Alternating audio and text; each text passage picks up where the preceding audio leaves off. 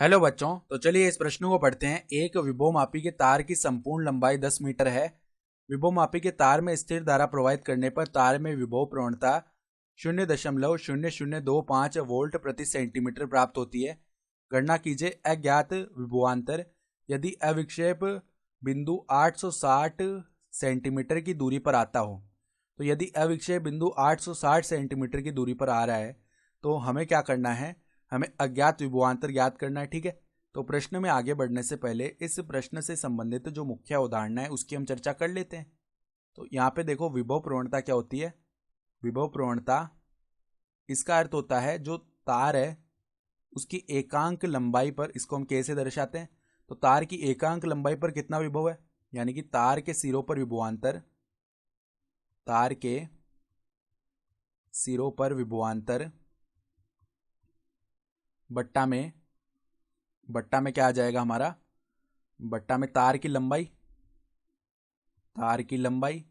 तो अगर हम तार के सिरों पर विभवांतर एक बार ई बोलें तो देखो इसको हम ऐसे भी लिख सकते हैं ई बराबर में के एल, जहां पर एल जो है वो हमारी अविक्षेप की लंबाई भी हो सकती है। सही है, तो अब सवाल के मुख्य एल में आते हैं।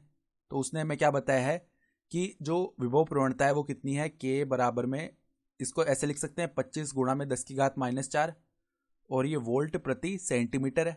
ठीक है, तो अज्ञात विभवांतर उसके लिए अविक्षेप बिंदु 800 सेंटीमीटर की दूरी पर आ रहा है।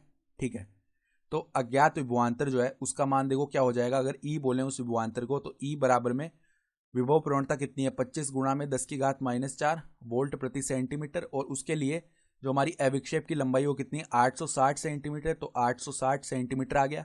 सेंटीमीटर से सेंटीमीटर विभाजित हो जाएगा। ठीक है, फिर 25 गुणा 0 हो गया 0, फिर 25 गुणा में देखो यहाँ पे 86 कर लेते हैं, तो 86 को 25 से गुणा कर लिया, 5 गुणा 6 30 होता है, 3 हासिल, 5 अट्ठे 40 और 3 हो गया 43, फिर 2 गुणा 6 यानी 12, 1 हासिल, 2 अट्ठे 16 और 1 17, तो ये कितना बन गया 0 5, यहाँ पे 11 आएगा, तो ये बन गया 2150। ठीक है, तो 2150 लिख लेते हैं। देखो यहाँ पे 2150, एक जीरो पहले से है तो 2 जीरो आ जाएंगे। ठीक है, फिर 10⁻⁻4 है और ये वोल्ट में आ जाएगा।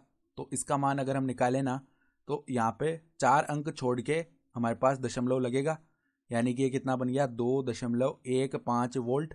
तो ये हमारे पास में अज्ञात विभवांतर आ गया, यही हमारा उत्तर हो जाएगा। तो आशा करता हूँ कि आपको ये प्रश्न समझ में आया होगा। धन्यवाद।